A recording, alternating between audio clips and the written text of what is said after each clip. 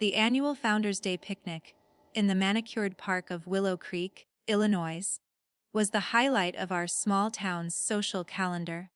A sea of checkered blankets and patriotic bunting, where everyone pretended their lives were as perfect as the cloudless July sky, and for 18-year-old Harper Evans, it was the day her world was publicly dismantled by the one person whose approval she had spent a lifetime desperately seeking.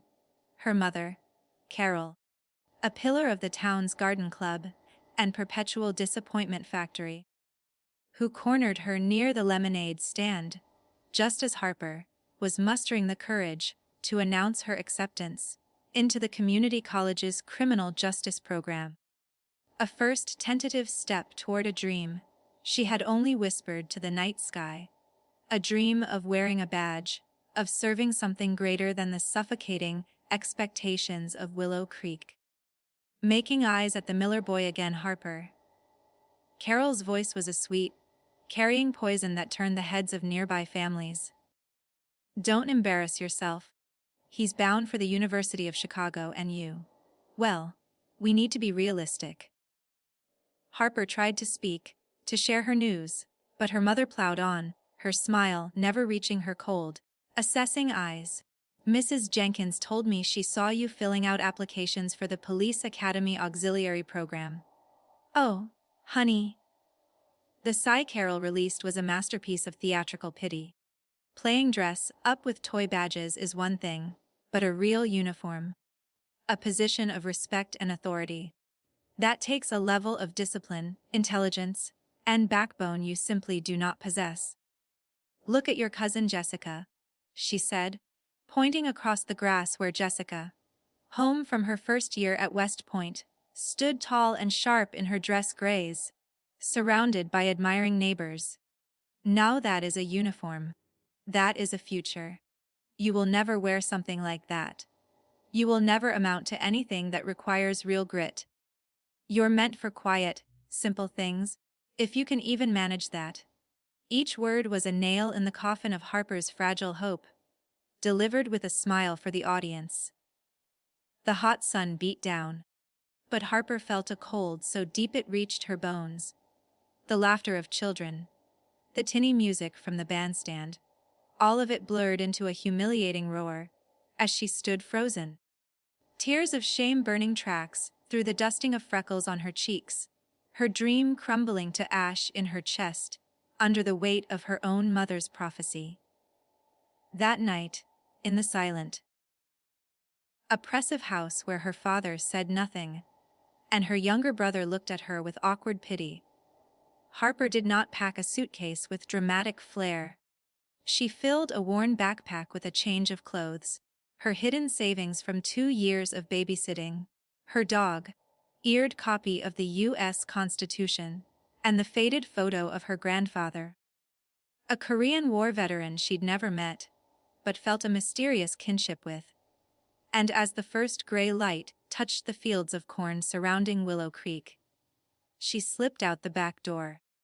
The screen's familiar creak sounding like a goodbye, and she started walking down the empty county road, her breath fogging in the cool dawn air, driven by a single, silent vow. She would either prove her mother right and disappear into the vast, unforgiving America, or she would become everything Carol said she could never be, and she would do it so quietly that the first her mother would hear of it would be the sound of her own disbelief shattering. The America that greeted Harper was a brutal, anonymous landscape of struggle, far from the tidy lawns of Illinois. A Greyhound bus carried her south, until her money ran out in Memphis, Tennessee. A city of humid heat and blues, soaked sorrow that matched the tune in her soul. She found a bed in a women's shelter that smelled of bleach and despair, where she lay awake listening to the cries of other lost women, her own silent tears soaking the thin pillow. Her first job was scrubbing deep fryer baskets at a roadside chicken shack, until her hands were raw and permanently smelled of grease. The minimum wage barely covering a shared room in a crumbling boarding house, with peeling floral wallpapered and a landlord who eyed her with leering interest. She moved through a series of survival jobs: overnight stalker at a fluorescent lit mega store where she pushed heavy carts under the watchful eyes of security cameras, housekeeper at a budget motel, changing stained sheets and wiping down bathrooms, dishwasher in a loud, steaming restaurant kitchen, each one a lesson in invisibility and exhaustion. The loneliness was a physical hunger, sharper than the empty ache in her stomach on days when a single packet of crackers was dinner. She spent Thanksgiving serving pie to happy families at the diner, Christmas Eve mopping floors in an empty office building, the silence echoing her isolation. She existed on the frayed edges of the American dream, a ghost in a country of strivers, her mother's voice a constant, haunting echo in her mind. "You will never amount to anything." The sleepless nights in her rented rooms were filled with a self-doubt so profound it felt like drowning. She would stare at the water-stained ceiling, questioning every decision, wondering if this punishing grind was her true destiny. The silent tears of a girl who had dared to dream of a uniform, now crying from the sheer weight of survival. But in the very depths of that breakdown, a quiet, stubborn coal began to glow. It wasn't about revenge anymore. It was about survival. And her survival required transformation. She would not announce her rise. She would simply begin to build, one disciplined brick at a time. She used her meager tips to pay for a membership at the local YMCA. And at 5 a.m., while the city still slept, she began to run on a creaky treadmill, then on the streets along the Mississippi, building the endurance her mother said she lacked. She checked out every free book on law enforcement, criminal procedure, and physical fitness from the Memphis Public Library, studying them under a single lamp after her shifts, her notes meticulous. She enrolled in a single night class at the community college, Introduction to Criminology, paying in crumpled cash, sitting in the back and absorbing every word about the American justice system. The process was agonizingly slow, a years-long marathon of solitary discipline. There were setbacks. A sprained ankle that halted her running for a month. A failed written exam that sent her spiraling into doubt. Periods of crushing fatigue, where the 3 jobs left her too brain-fogged to study. She would curl on the floor of her tiny room, sobbing from the sheer, overwhelming loneliness of the journey. The silent tears of a woman rebuilding herself from dust. But she always got back up. She learned patience, the active, grinding endurance of a river carving stone. She saved every possible cent, her social life non-existent, her entire being focused on the slow accretion of knowledge, strength, and a barely their financial foothold. After 2 years of this monastic existence, her body lean and strong, her mind sharp, she walked into the Memphis Police Department recruitment office. She aced the written test. She passed the physical agility test. The obstacle course feeling not like a challenge, but a culmination of all her dawn runs. The background investigation into her sparse, hard-scrabble life showed only resilience. She was accepted into the academy.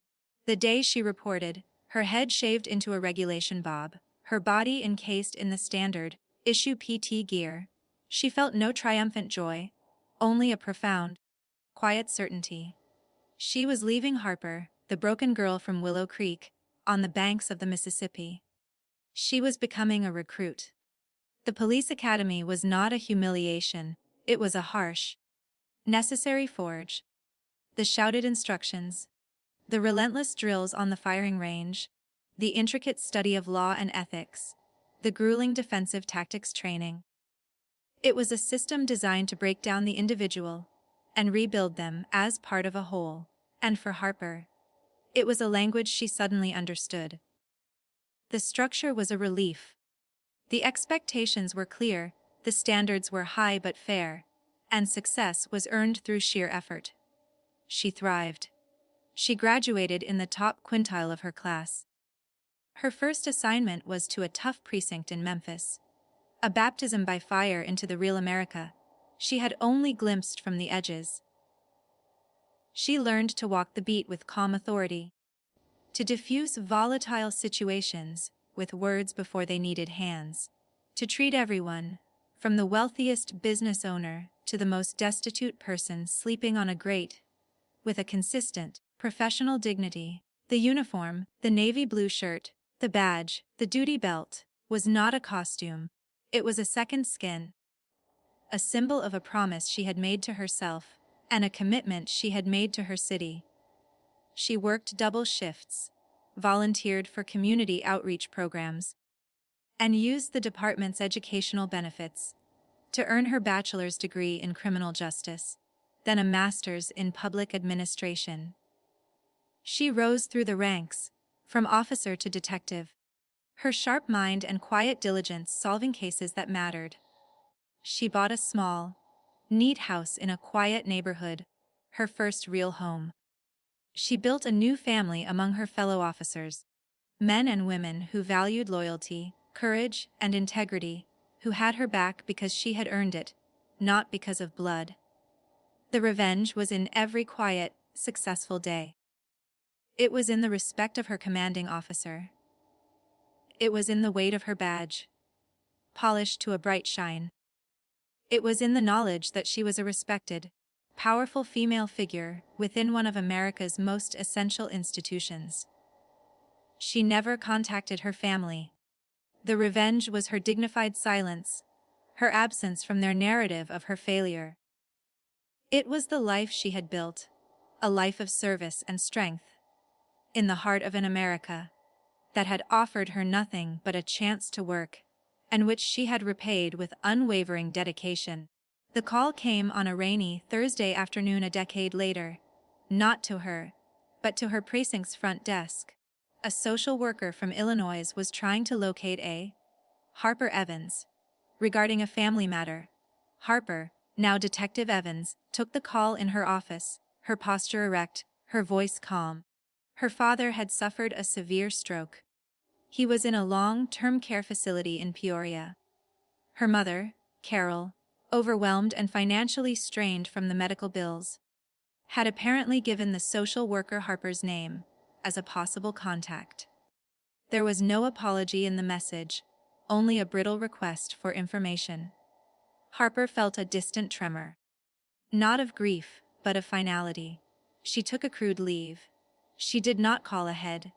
She drove her unmarked sedan north, the familiar landscapes of Illinois flattening out around her. She did not go to the family home. She drove directly to the Willow Creek Care Center, a place that smelled of antiseptic and boiled vegetables. She walked down the sterile hallway, not in her detective's casual clothes, but in her full Class A dress uniform. The dark navy jacket with its sharp creases, her gold detective's shield pinned prominently, her service ribbons in neat rows, her hair styled in a severe professional bun. She found the room. The door was ajar. Inside, her father lay small and still in the bed, connected to wearing machines. In a chair by the window, looking out at the parking lot, sat Carol Evans. She looked 20 years older, her perfect posture slumped, her hands clasped tightly in her lap, the garden club queen reduced to a tired, worried woman in a faded sweater. Harper did not knock. She stepped into the room, the sound of her polished shoes on the linoleum crisp and authoritative. Carol turned, annoyance at the intrusion plain on her face, ready to dismiss a nurse or orderly. Her eyes traveled from Harper's face, down the imposing, impeccable lines of the uniform, taking in the shine of the badge, the gold braid, the absolute, unassailable authority of her daughter's presence. The annoyance melted into confusion, then shock, then a dawning, horrific realization that drained the color from her face. The prophecy she had uttered in the sunny park, "You will never wear something like that.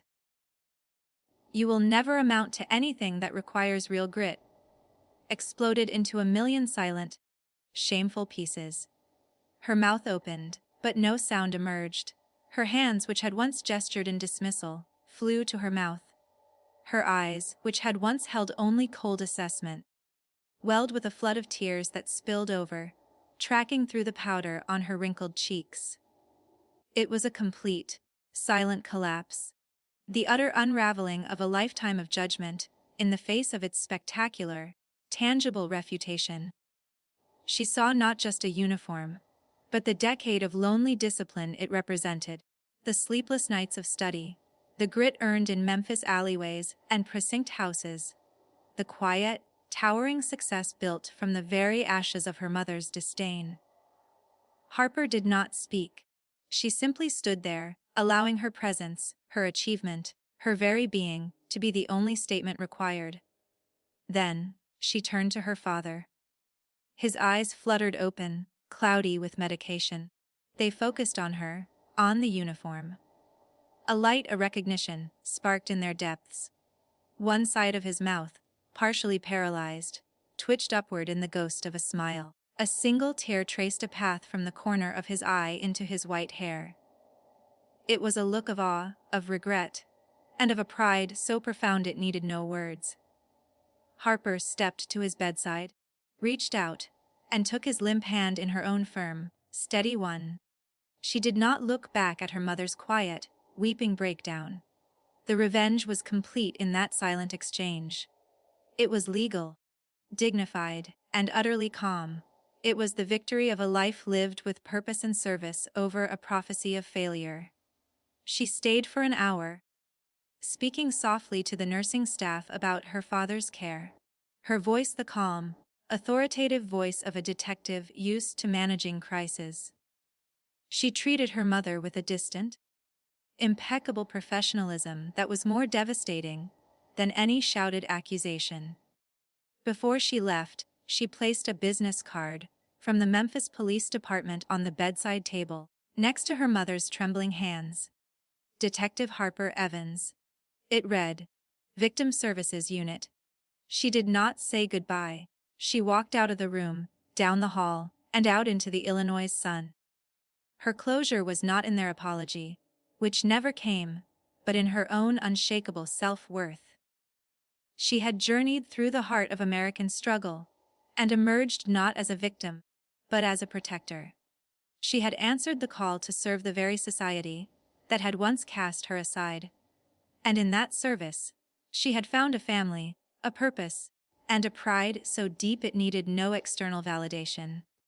The ultimate revenge was her peace, her resilience forged in silent Memphis nights, and the knowledge that the strongest foundations are often built by those who were told they had no talent for building.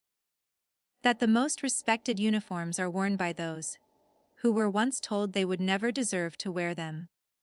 And that true strength is a quiet, patient force that outlasts every doubt, every dismissal, and transforms silent tears into a salute of unbreakable self-respect.